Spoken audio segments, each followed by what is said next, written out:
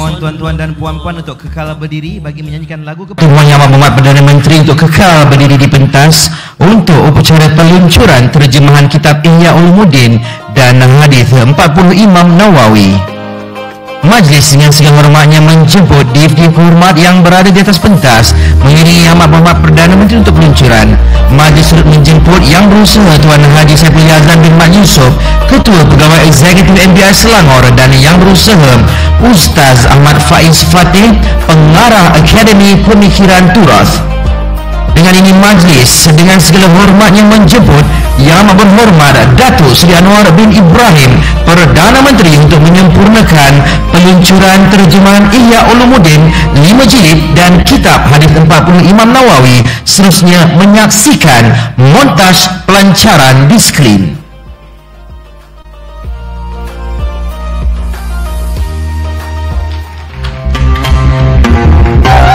Sama-sama kita saksikan montaj pelancaran di skrin.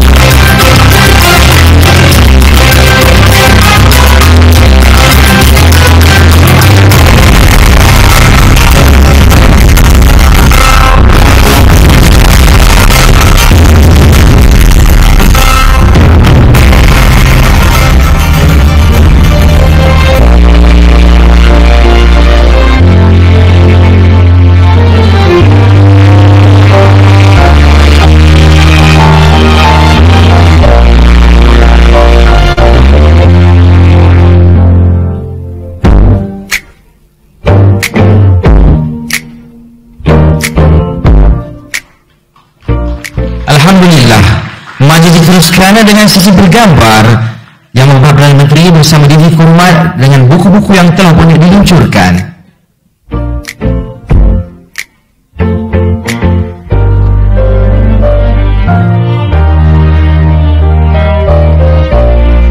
Alhamdulillah, dengan ini sempurna sudah peluncuran terjemahan Ihya Ulumuddin dan kitab hadis 40 Imam Nawawi.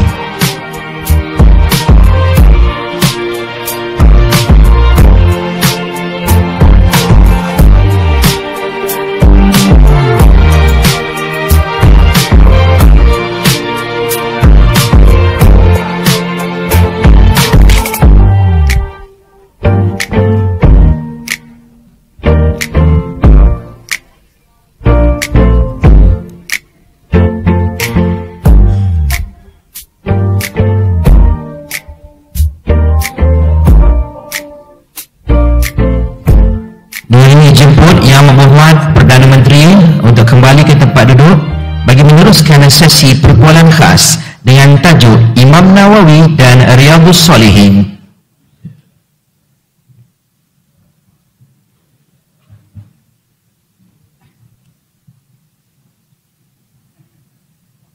Majlis dengan ini menjemput Yang Berbahagia Datuk Profesor Madya Dr. Muhammad Farid Ravi bin Abdullah ke pentas untuk mempengerusikan sesi seterusnya.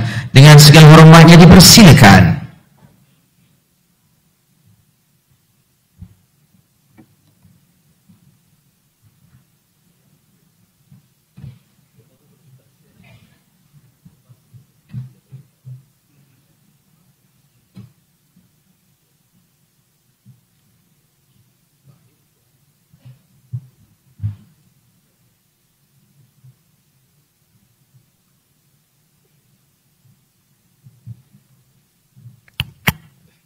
الآن نريد من حضرتكم مولانا أن تزودوا لنا عن أهمية دراسة وقراءة والتدريس كتاب رياض الصالحين، فليتفضل مشكورا.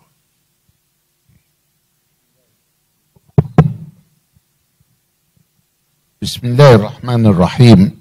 الحمد لله والصلاة والسلام على سيدنا رسول الله وآله وصحبه ومن والاه.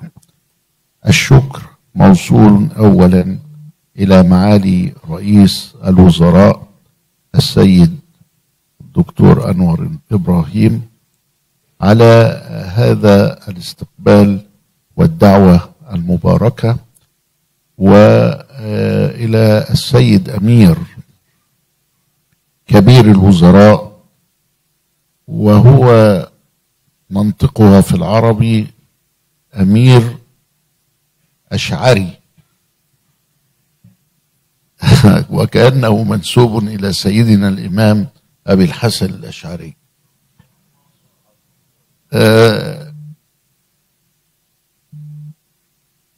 بركة هذا المجلس أنه من مجالس العلم، من المجالس التي نبدأ فيها خطوة في الطريق إلى الله. وهذه المجالس تحفها الملائكة وتتغشاها الرحمة وتتنزل فيها السكينة، ويذكرنا الله سبحانه وتعالى في ملأ عنده، وندعوه أن يجعله في ميزان حسناتنا يوم القيامة، اللهم آمين. الإمام النووي عمدة المذهب الشافعي،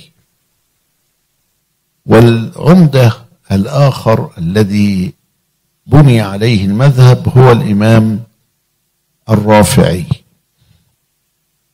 وإذا اختلف الرافعي مع النووي قدم النووي، والنووي مات عنده 45 سنة في ريعان شبابه، وكان منور القلب يجتهد اجتهادا كبيرا في نفسه، حتى إنه آثر العلم على الزواج. ومعدود من العلماء الذين آثروا العزوبة على الزواج وفضلوا العلم.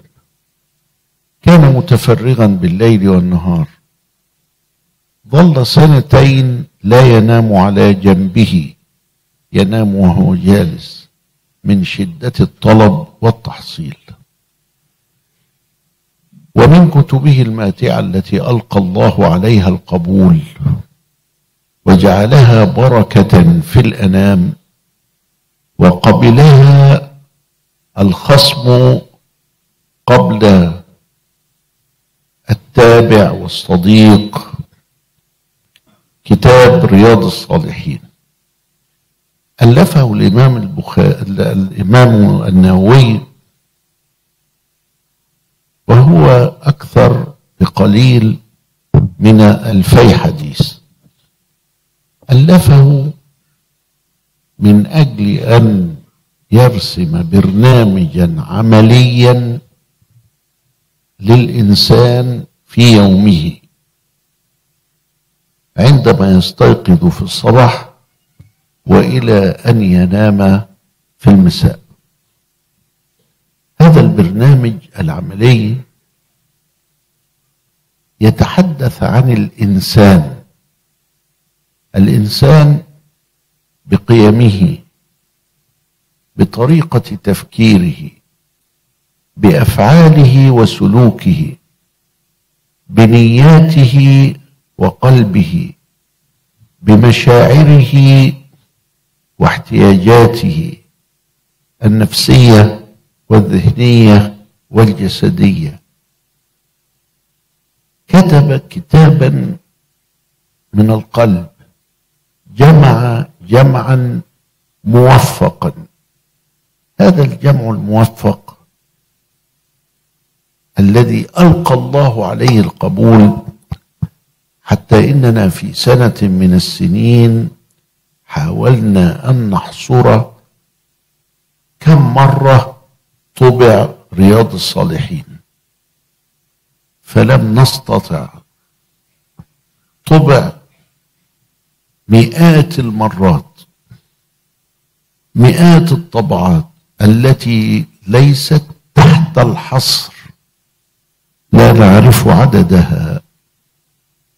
إذن فهذا الشيوع وهذا الاستمرار، وهو في القرن السابع الهجري ونحن في الخامس عشر، 800 قرن، 800 سنة، 8 قرون. وهذه السنين الطويلة لم تستطع أن تنحي رياض الصالحين. ما زال برنامجا لمن يريد أن يكون إنسانا في أخلاقه وفي ترتيبه وفي غاياته وأهدافه.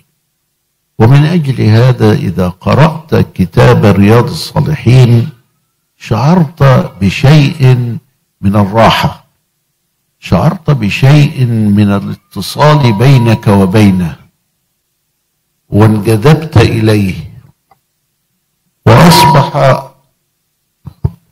رياض الصالحين برنامجا عمليا لكل المسلمين في الأرض، من طنجة إلى جاكرتا ومن غانا إلى فرغانا.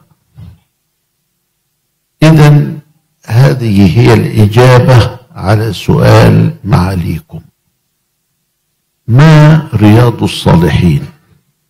وما أدراك ما رياض الصالحين؟ رياض الصالحين برنامج يومي لمسلم يريد أن يكون إنسانا معمرا للأرض، مزكيا للنفس، عابدا لله.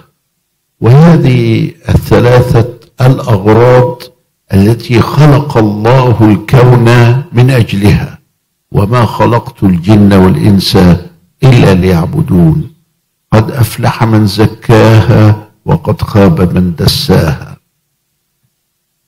هو أنشأكم من الأرض واستعمركم فيها، أي طلب منكم عمارها. هذا هو هدف الإنسان في الكون: عبادة الله، عمارة الأرض، تزكية النفس. هذا يساعد عليه وبه وفيه رياض الصالحين، والله أعلم.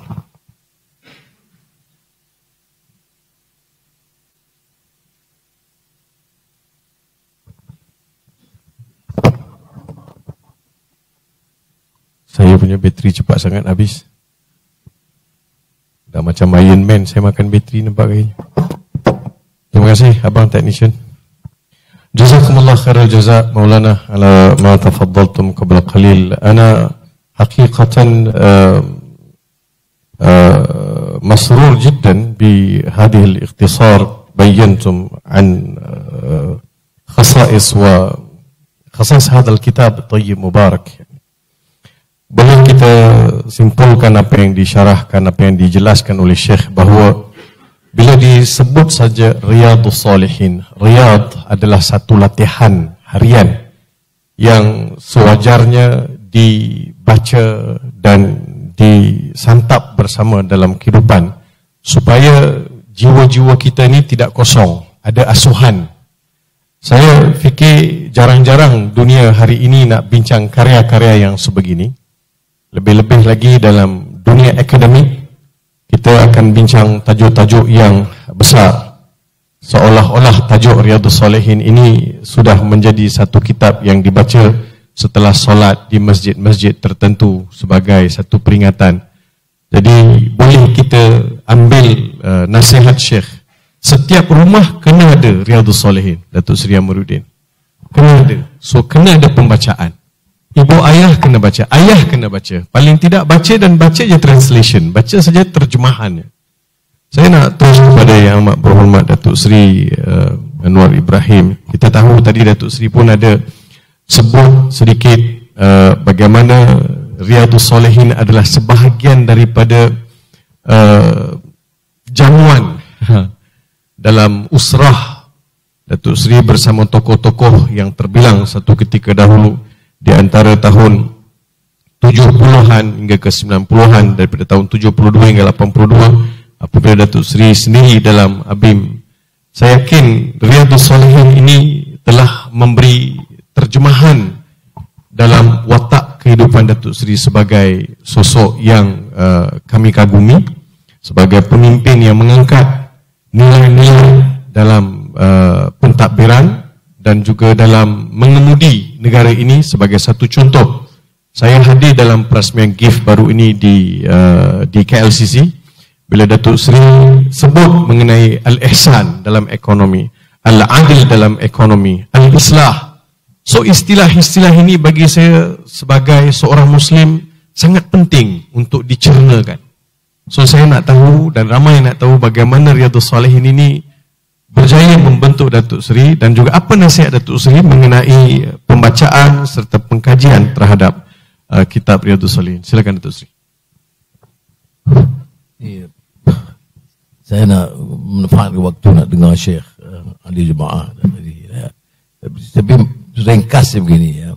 Dalam kita tradisi latihan manhaj tarbiyah dulu itu kita terutama sebahagian besar daripada kami bukan daripada tradisi pendidikan agama. Saya dari Malay College dan yang lain-lain. Jadi kalau kerana minat, tetapi nakib kita pada masa itu mengatakan harus mengulangi Al-Quran. Dan Al-Quran ini bila dia baca terjemahan dan tafsir digunakan berbagai Qurtubi dan lain-lain, Ibn Kathir membawa juga beberapa pandangan baru yang haraki termasuk dalam Al-Quran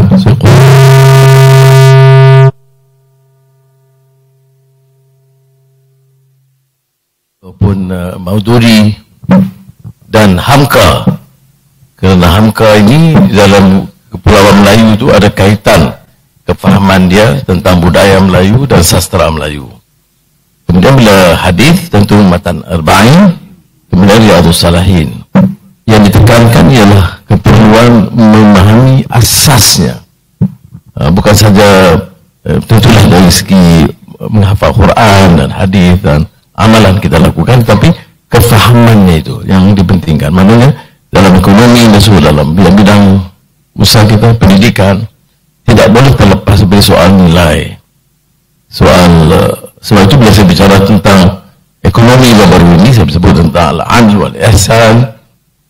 Kita bahkan dalam kita meluncurkan program digital dan AI baru-baru ini, saya sebut tentang nilai. AI di Malaysia tidak boleh jadi AI di Barat.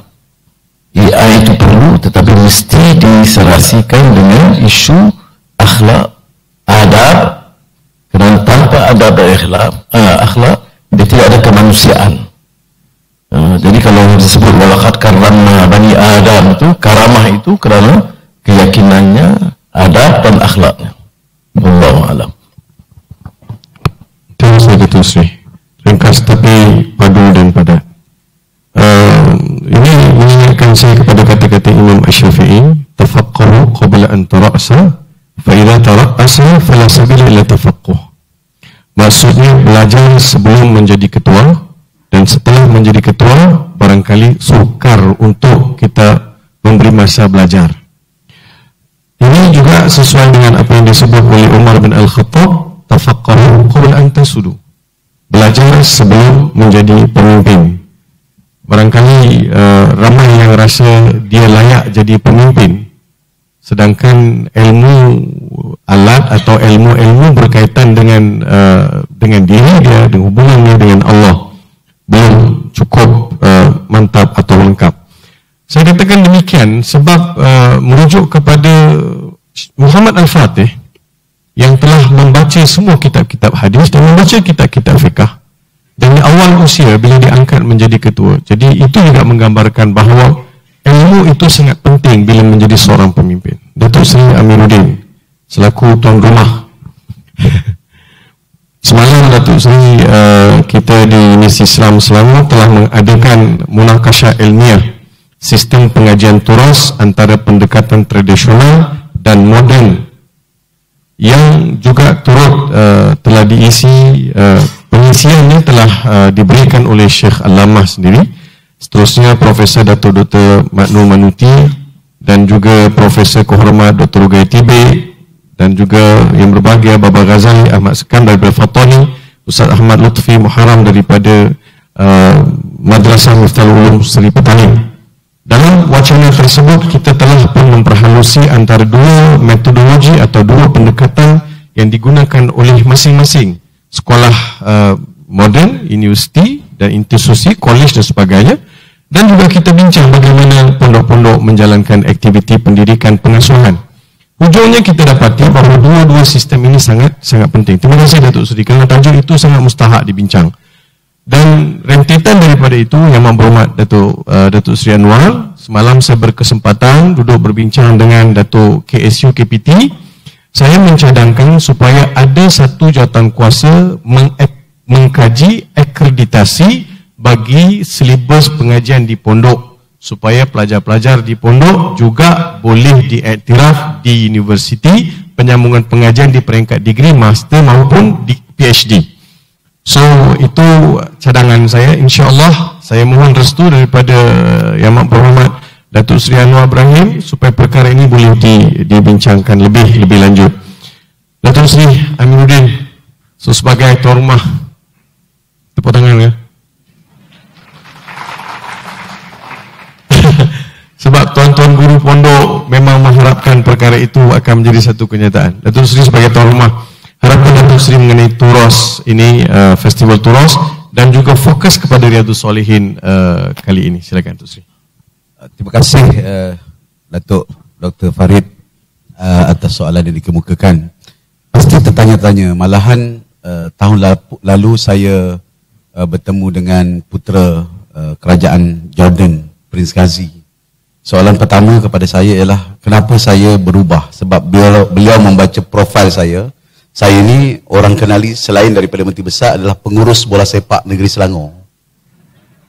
Jadi Prince Ghazi kata, kenapa saya tiba-tiba nak pergi ke bidang pengajian turas dan juga pengajian Islam? Sebenarnya ia ada dua sebab. Sikit sebanyak saya sentuh dalam ucapan tadi melalui pengalaman terkini, iaitu berkenaan dengan krisis dan juga keterhadan moderniti yang bergantung kepada rasionaliti dan juga akal fikir. Yang lebih menarik, saya dan teman-teman pada awal tahun 2000 mula membaca kitab-kitab lama ini dengan membaca karya Ibn Rushd, Tahfudz Al-Falasifah, yang mana Tahfudz Al-Falasifah adalah menjawab kepada karya Tahfudz Al-Tahfudz yang menjawab kepada Tahfudz Al-Falasifah. Ibn Rushd mewakili rationality dan juga pemikiran akal sehat dan juga melawan pandangan Al-Ghazali pada ketika itu. Tapi selama beberapa tahun kemudian kita dapati ada beberapa kesan. Datuk Seri Anwar Ibrahim sebut sebagai post-normal. Mungkin isu yang kita hadapi sebelum ini adalah post-modern, di mana ia ada keterhadan rationality yang harus diulas dengan ketulusan hati, dan mungkin jalur-jalur ini yang harus kita semak, dan ia ada dengan cukup kaya dalam kitab-kitab lama ataupun kitab-kitab turas yang saya percaya selaku pimpinan dan juga mereka yang bertanggungjawab untuk membimbing masyarakat mengembalikan jalur ini supaya kita tidak tenggelam dalam krisis kemodernan yang kita depani sekarang. Tadi Datuk Seri sebut generasi 3 minit. Ramai yang tersangkut dengan 3 minit itu untuk membuat konklusi. Orang tidak ada lagi ketekunan untuk menekuni menadah kitab setiap hari dan juga melihat perbincangan-perbincangan ilmiah ataupun perbincangan-perbincangan lama. Dan saya rasa ini perlu diperbetulkan melalui hati dan juga arahnya supaya mereka tidak menjadi manusia yang kontang. Kalau tidak, dia nak shortcut, semua nak segera, dan ia akan memberikan bebanan kepada kita. Bukan saja masalah politik, tetapi juga masalah kepada judgement, penilaian dan juga cara membuat keputusan. Kedua, saya juga sebenarnya selain daripada terdedah dengan pendidikan moden di negeri Johor, sini ada Datuk Ismail Gadut, Noh Gadut yang ada sini. Saya lahir daripada sistem pendidikan negeri Johor. Sistem di negeri Johor kita ada sekolah agama rakyat, dan di sana sebenarnya selain daripada dididik dengan pendidikan pada waktu siang, petangnya kami dididik dengan kitab-kitab lama. Antara kitab itu adalah kitab Mafa'al Badrin. Dan apabila kitab-kitab itu dididik dan diajar, hampir sebahagian besar, kalau orang bertanya dengan saya tentang Risalatul Tauhid, bagaimana penjelasan tentang ilmu usul dan aqaidul iman itu, sedikit sebanyak masih boleh ingat lagi. Dan ia boleh memberikan sedikit bagaimana saya boleh membuat judgement bila berdepan dengan pelbagai pandangan-pandangan baru, termasuk penetapan uluhiyah, rububiyah, hakimiyah yang kita dengar pada hari ini. Jadi, saya melihat kawan-kawan saya dan beberapa sahabat yang melepasi period itu boleh bertahan kerana terdedah di peringkat awal dengan kitab-kitab usul dan kitab-kitab lama, dan terkenang dengan apa yang kita panggil pada ketika itu adalah barakah daripada tok-tok guru yang menulis dan mengarang kitab-kitab itu. Dan saya mendapat jawapannya bila? Saya mendapat jawapan bila syarah daripada Syekh berkenaan dengan Imam Nawawi baru-baru ini, iaitu menyebut tentang sanad. Sanad ini merupakan satu rahmat kepada dunia keilmuan Islam, kerana ia merupakan satu jajaran yang bertembung dan bersambung daripada guru kepada guru kepada guru, dan insya-Allah sampai kepada Rasulullah sallallahu alaihi wasallam.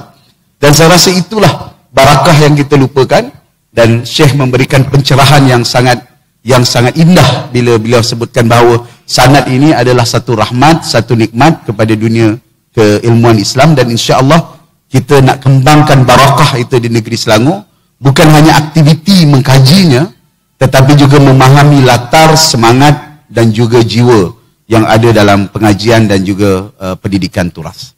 Sedikit bersikap. Assalamualaikum warahmatullahi wabarakatuh.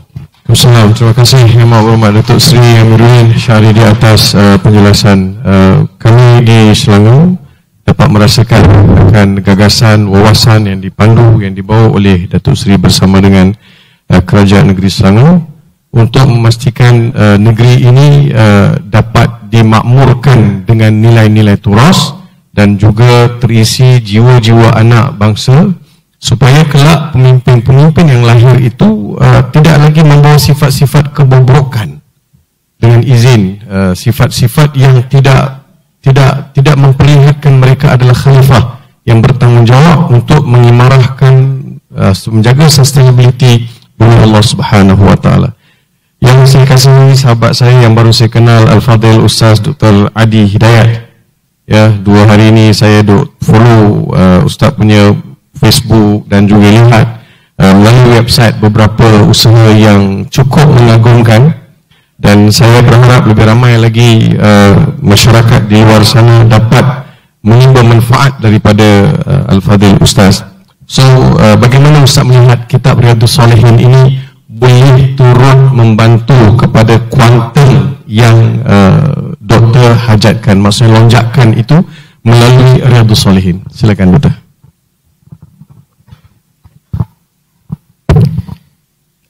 Bismillah, alhamdulillah, wassalatu wassalamu ala rasulillah wa ba'd. Nuhayyikum bi tahiyatil islamil khalidah. Assalamualaikum warahmatullahi wabarakatuh.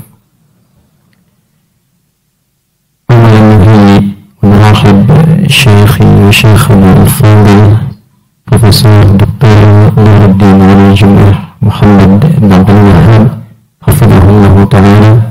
أسأل الله سبحانه وتعالى أن يديم فيه الصحة والعافية والبركة لكي نستطيع نستفيد من علومه نيرا.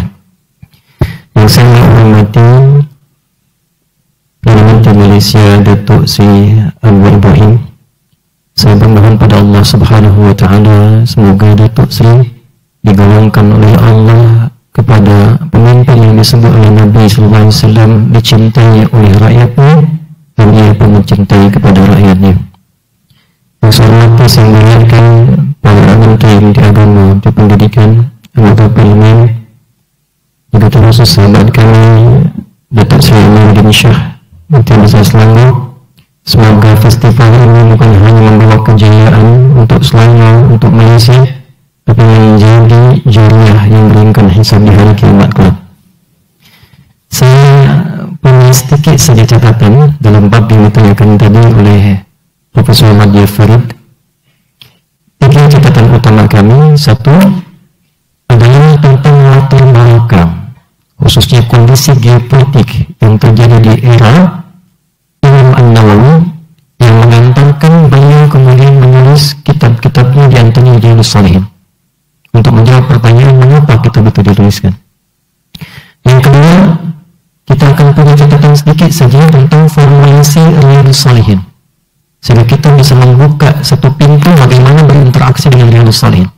Dari bab apa kita memulai, apa yang mesti kita pilih, apakah mesti dari awal sampai akhirnya, ataukah ada topi-topi yang selaras dengan yang kita butuhkan untuk kita dapati. Dan yang ketiga, bagaimana mengimplementasikan seluruh isi yang terdapat dalam Riyadhus Shalihin itu dalam kehidupan kita, sekaligus membentuk kita sebagai nawawi-nawawi baru di era kini. Jadi kalau cuma baca kitab itu banyak kita temukan, kita baca selesai.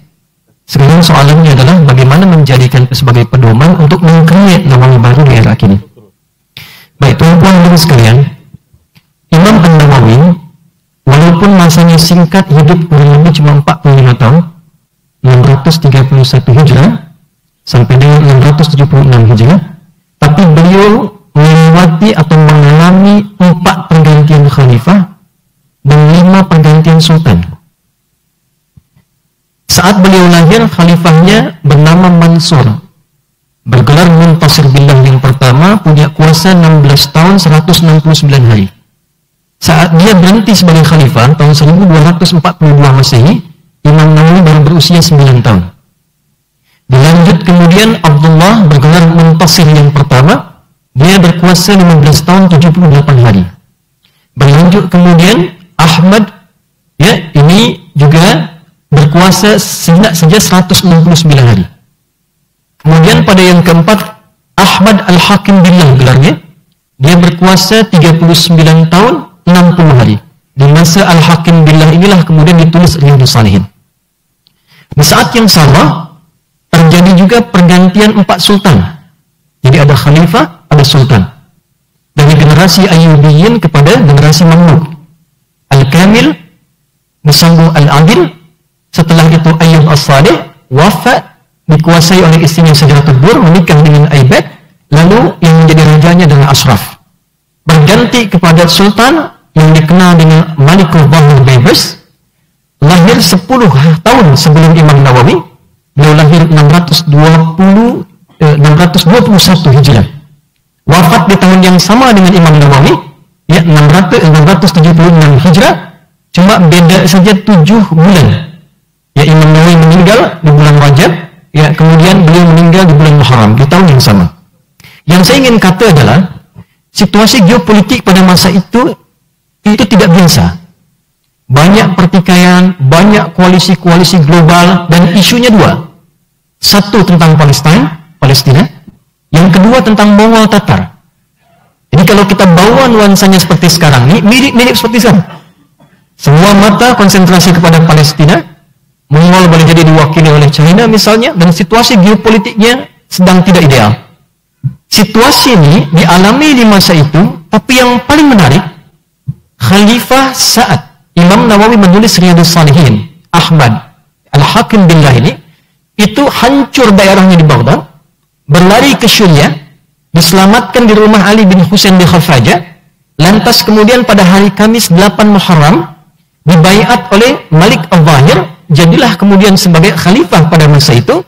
Suasana yang paling menarik, setiap pergantian ini tidak pernah mereka luput dari meningkatkan 2 konsentrasi di 2 sektor. Satu pendidikan, Datuk Sri, yang kedua kesehatan. Jadi sekalipun ada isu-isu global, yang paling menarik pendidikan itu selalu ditingkatkan. Salahuddin Al-Ayyubi, pertama kali dinasti Ayyubiyah 1171 Masehi, pertama kali menguasai Mesir, beliau membangun 20 sekolah.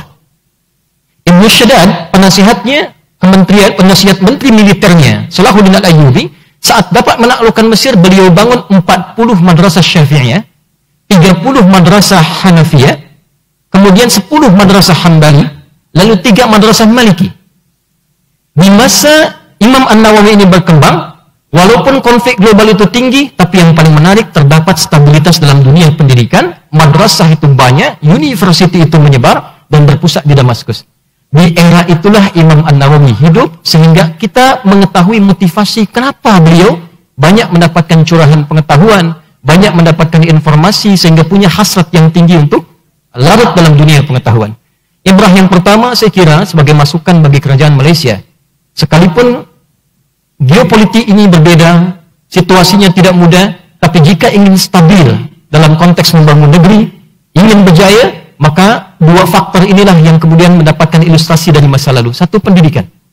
Tidak cukup kita menerjemahkan dengan festival sekarang ini, tidak cukup dengan sekedar jadi terjemah, tapi bagaimana kemudian menyemarakkan hasil terjemah ini menjadi sebuah gerakan ilmu yang nafasnya bisa diketahui oleh seluruh masyarakat.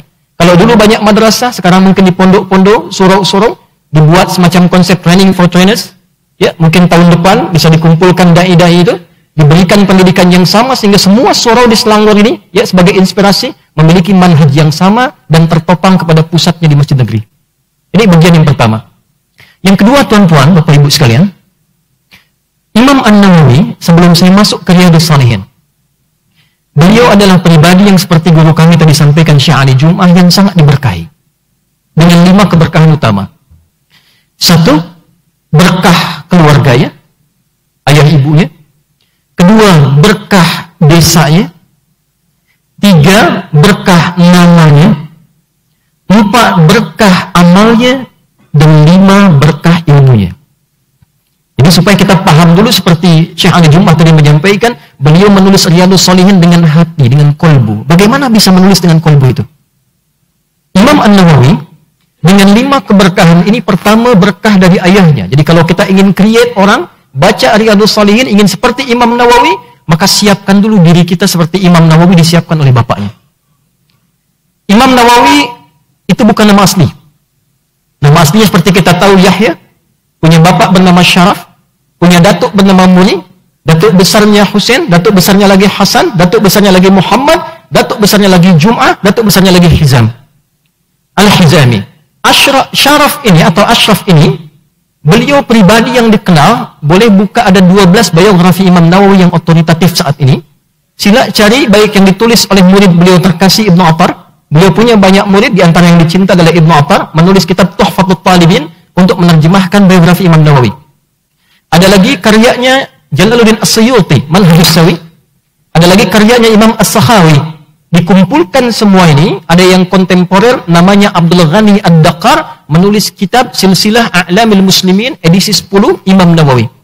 Tuan-tuan bisa lihat di halaman ke-9 bagaimana seorang ayah Imam Nawawi digambarkan sebagai pribadi sekalipun bukan alim. Beliau bukan tuan guru, hanya seorang yang punya toko saja, tapi diberkahi oleh Allah dengan 2 hal. Satu, sifat zuhud. Mencukupkan kebutuhan dunia sesuai dengan yang diperlukan. Dan yang kedua, ini yang paling penting, memastikan seluruh harta yang beliau dapati itu halal untuk diberikan kepada anaknya. Jadi kalau sekarang tuan-tuan menginginkan mendapat manfaat dari Riyadhus Shalihin, kita riyadhah nafsiyah dulu. Dapatkan semua yang kita hasilkan itu halal, barulah manfaat semua kitab yang kita baca. Dan yang paling menarik, Imam An-Nawawi Yahya ini tidak pernah mendapatkan makanan selama hidupnya, kecuali dalam jamuan besar. Tidak pernah mendapatkan makanan dalam selama hidupnya sampai meninggal, kecuali dari ayahnya saja. Untuk memastikan semua makanan yang dikonsumsi ini halal. Selama hidup. Nanti Imam Nawawi meninggal, ayah masih hidup sampai 7 tahun setelah itu. Makan cuma sekali, ba'da isya. Dikirimkan 2 menu saja, kue kering 1, yang kedua zaitun, makannya ba'da isya sekali, minumnya sekali sebelum fajar di waktu sahar. Imam Nawawi. 2 berkah nama. Allah ilhamkan kepada ayahandanya untuk memberikan nama kepada Nawawi dengan nama Yahya. Silahkan Bapak Ibu tengok, Puan-puan tengok, bagaimana korelasi nama ini dengan implementasi kehidupannya yang haus akan ilmu. Yahya disebutkan dalam Al-Quran sebanyak 5 kali. Quran surah 3 di ayat 39, Quran surah 6 di ayat 85, Quran surah 19 di ayat ke-7, Quran surah ke-19 di ayat ke-12, dan Quran surah ke-21 di ayat ke-90. Dan 5 tempat ini itu adalah berbicara tentang fase terbentuknya Yahya, anaknya Nabi Zakaria, dan 5 maknanya terkumpul di Imam An-Nawawi. Dan memulai mendapatinya berkah, kemudian dimulai dengan namanya, saya langsung cepat sampai kemudian ke ayat 12 di Quran surah 19. Yahya punya 7 sifat. Yang sifat ini kelak terkumpul di Al-Imam An-Nawawi. Ya Yahya khudhil kitaba. Al-kitab biquwwah wa atainahu al-hukma sabiyya wa hananan min ladunna wa zakatan wa kana taqiyya. 5 wa barran biwalidayhi. 6 wa lam yakun jabbaran asiyya. 7. Dapat 7 ini Allah anugerahkan 3 hal. Sekarang didapati Imam Nawawi. Wa salamun alaihi yawma wulida wa yawma yamutu. 10 wa yawma yub'atsu hayya wa tilka asyaratun kamilah. Dibentuk dari sejak kecil dengan harta yang halal, dengan kekuatan pendekatan pada Allah. Apa yang terjadi? Imam As-Subki punya kitab At-Tabaqatul Kubra, jilid yang ke-8 halaman 396. Digambarkan usia 7 tahun baru mendapatkan makanan halal ini. Bangunlah Imam Nawawi pada tanggal 27 Ramadan pada masa itu. Tiba-tiba beliau melihat cahaya.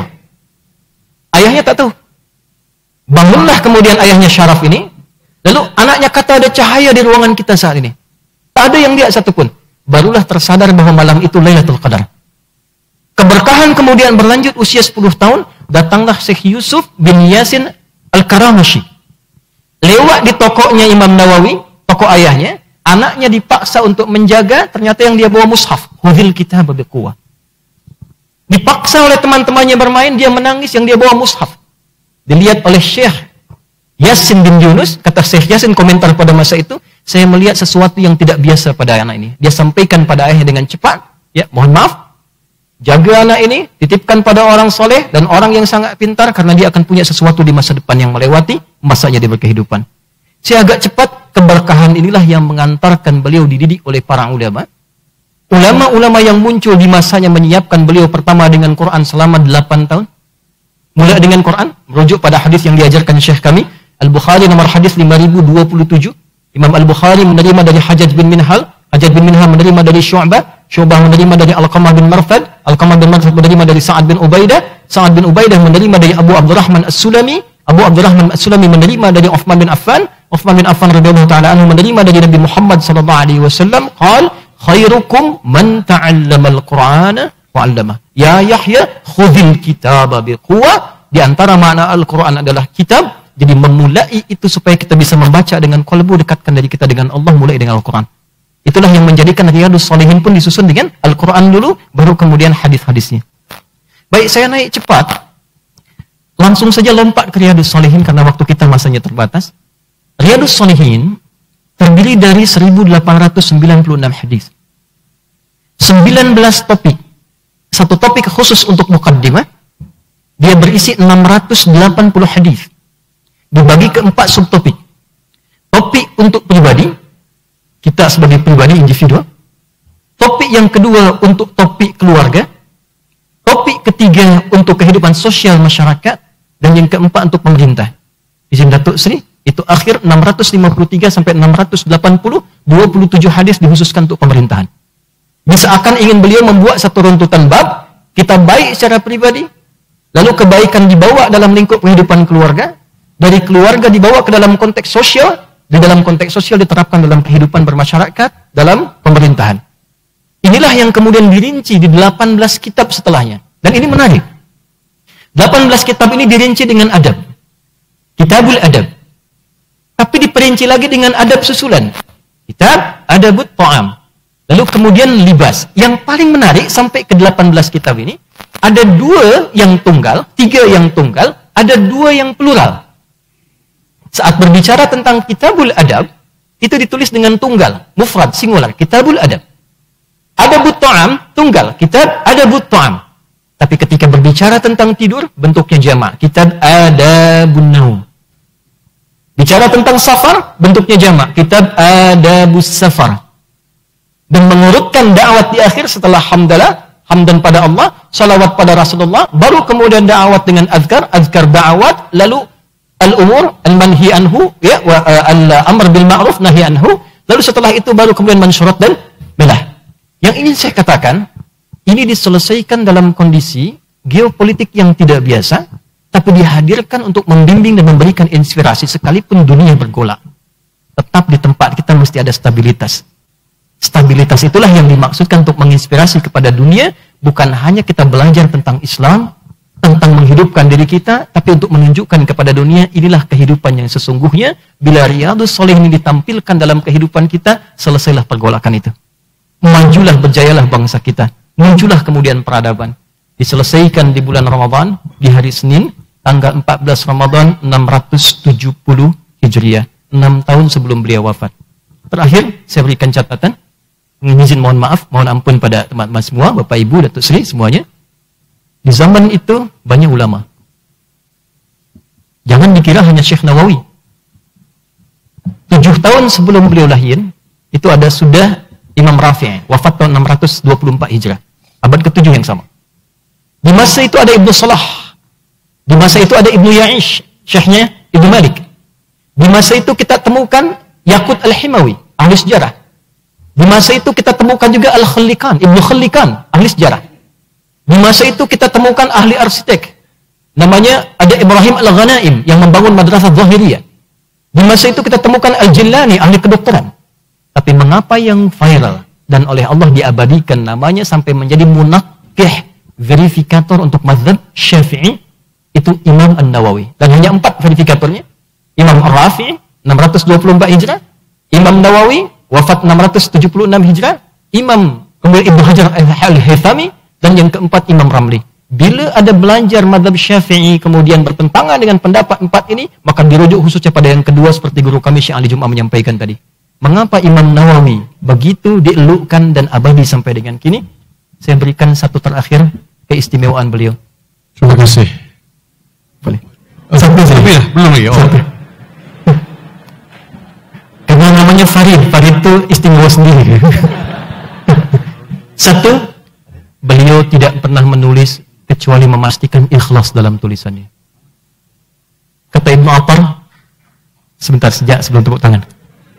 Kata Ibnu Attar, saya pernah diperintah Tuan Guru saya Imam Nawawi untuk menghapus 1000 tulisan yang telah beliau keluarkan karena beliau merasa tak ikhlas dalam menulisnya. 1000 kertas telah dituliskan, diperintahkan untuk menghapusnya. Puan-puan, apa yang telah kita tulis, apa yang kita harapkan, sehingga buku itu jarang dibaca atau orang tak paham dengan apa yang kita tuliskan. Mungkin keikhlasan. Imam Nawawi tak ada sampai sekarang menuntut royalti keluarga. 1. 2, beliau memulai dengan dirinya saat menulis dan ibadah seakan merasa dihisab oleh Allah. Viral. Abi Fatah Al-Ba'li Al-Hambali dalam kitab yang tadi saya sebutkan, Abdul Ghani Ad-Daqqar mengatakan, saya pernah melihat Imam Nawawi solat di tepian Jami' Dimashq malam-malam tengah malam saat orang lupa dengan solat. Lalu saya simak apa beliau katakan. Dimohon maaf. Waqifuhum innahum mas'ulun. Diulang-ulang oleh Imam An-Nawawi dengan mengatakan waqifuhum innahum mas'ulun. Berulang-ulang. Stop mereka, kata Allah, hari kiamat saat hisab, hentikan mereka, jangan dulu selesaikan masuk surga, karena mereka akan ditanya. Imam Nawawi selalu menghadapkan seluruh kitabnya berada dalam hisab Allah. Nawawi, engkau akan ditanya, stop dirimu, karena engkau akan ditanya. Itulah yang menjadikan beliau menulis dengan hatinya, abadi sampai dengan sekarang. Jadi bila kita berinteraksi dengan kitab Riyadhus Shalihin, catatan paling terbesar adalah bagaimana kita membangun keikhlasan dan mengimplementasikan itu dalam kehidupan kita. Saya kira itu sebagai pembuka. Jazakumullah khair. Assalamualaikum warahmatullahi wabarakatuh. Assalamualaikum warahmatullahi wabarakatuh. Terima kasih Dr. Adi Hidayat. Saya kalau boleh saya tak nak potong langsung. Tetapi hambatan masa, saya dapat mesej 3-4 kali mesej. Kalau tidak saya kena potong, Pak. Namun kita rasa sangat teruja dengan penjelasan yang Bapak berikan sebentar tadi, terutamanya berkenaan dengan sejarah, bagaimana sejarah karya Riyadhus Shalihin melatari sejarah, dan kemuncaknya keikhlasan, kejujuran, dan juga kesungguhan yang tidak putus-putus daripada sarjana dulu, terutamanya Nawawi, terhasilnya kitab Riyadhus Shalihin. Syekhna, kullu wahid tahaddathu عن أفكارهم وعن شخصية رياض الصالحين فالآن أترك مجال إليكم مشان يعني نريد نسمع منكم خلاصة حول هذا الحوار الصباحية. وصل النهار الآن. تفضلوا. بودي أن أشرح آدم لكن لا أستطيع اليوم. أمس شرحت كلمة آدم، اليوم لن أشرح كلمة آدم، وأترك مجال إليكم لخلاصة القول. تفضلوا. نعم تفضل مولانا. إذا كان نعم. هذا الكلام الماتع الذي سمعناه من داتو آدي هداية هو كلام مهم حول رياض الصالحين، لكن يساعدنا في كيفية الاستفادة منه. وكما قال أنه كان يكتب من قلبه بالإخلاص، وما ذكره سيادته ذكره العلاء العطار في ترجمة الإمام النووي، حيث قال إنه دعاني وأمرني أن أمسح الحبر من ورق روضة الطالبين وعمدة المفتين. فقال له العلاء: كيف هذا؟ قال: هذا كتاب يعني لا يعجبني، نريد أن نمسح هذه الأوراق حتى نستفيد منها في كتاب آخر. قال: فقلت له: ألا تعلم يا إمام أن هذا الكتاب قد شاع في الشرق والغرب وأصبح عمدة للمفتين، ولو مسحت نسختك هل تمسح كل هذه الآلاف من النسخ التي شاعت وذاعت؟ قال: ولا زلت به حتى رجع عن رأيه، وإلا كان روضة الطالبين لم يصل إلينا. طبع الآن في 12 مجلد.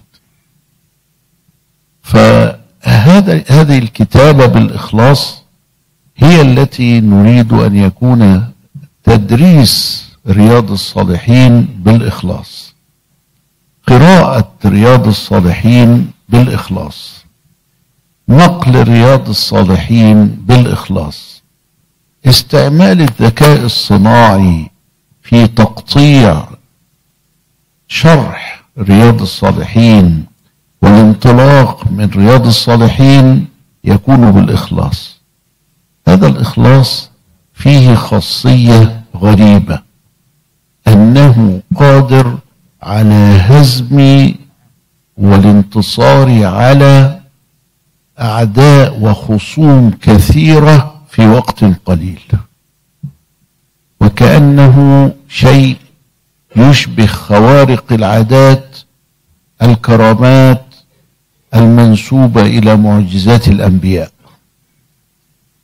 إذن ليس معنا وقت، وليس معنا جهد، وليس معنا مال لمواجهة الشر، والشر معه مال ومعه جهد ومعه وقت ويسبقنا بخطوات.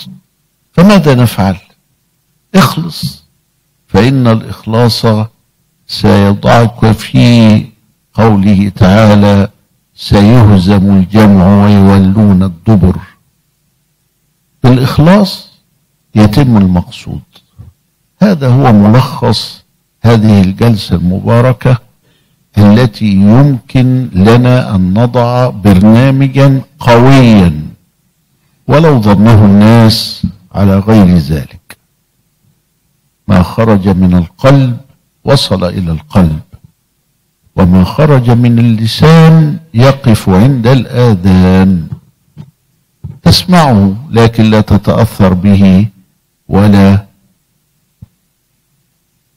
ينتج عنه نتيجة. نحن نريد النتائج ونريد التغيير الفعلي، ولذلك فالإخلاص هو مفتاح الأمر، وهو ما دل عليه الحديث الأول في الأربعين وهو نفسه الحديث الأول في البخاري: إنما الأعمال بالنيات وإنما لكل امرئ ما نوى. شكر الله لكم وأحسن سعيكم وبارك في عملكم. لا تقل قد ذهبت أربابه، كل من سار على الضرب وصل. وأدم للعلم مذاكرة فحياة العلم مذاكرته. بارك الله فيكم وأدام الله لكم الصحة والعافية. فنريد أن نسمع منكم مزيدا في المستقبل إن شاء الله. فبارك الله فيكم شيخنا مولانا. Tuan-tuan, puan-puan, hadirin yang saya kasihi sekalian, begitulah berakhirnya hiwar kita berkaitan dengan Riyadhus Shalihin. Saya ingin merakamkan jutaan terima kasih kepada Yang Amat Berhormat Datuk Seri Anwar Ibrahim yang turut serta bersama kita pada pagi ini dalam kesibukan beliau dan meluangkan masa dalam sesi ilmiah sebegini. Terima kasih juga saya rakamkan kepada Yang Amat Berhormat Datuk Seri Amiruddin Tribusar Selangor. وأشكر كذلك لفضيلة الشيخ العلامة دكتور علي جمعة وأخونا العزيز دكتور عدي هدايات وكل من ساهم في إنجاز هذا البرنامج المباركة. Terima kasih kepada semua yang terlibat. Sekian daripada saya. Segala yang baik itu datang daripada Allah, segala yang kurang itu adalah kelemahan saya. Saya sudahi dengan lafaz yang mulia. Saya serahkan majlis ini kepada pengacara majlis. Assalamualaikum warahmatullahi wabarakatuh. Waalaikumsalam. Terima kasih diucapkan kepada Datuk Profesor Majlis Dr. Muhammad Farid bin Abdullah. Jadi maka dengan ini berakhirlah sudah selesai perbualan khas dengan tajuk Imam Nawawi dan Riyadhus Shalihin. Jadi maka dengan ini berakhirlah juga acara perasmian seminar penghayatan Riyadhus Shalihin. Majlis dengan segala hormatnya menjemput Yang Amat Berhormat Perdana Menteri bersama Div-Div Kehormat untuk terus menuju ke jamuan makan tengah yang telah disediakan.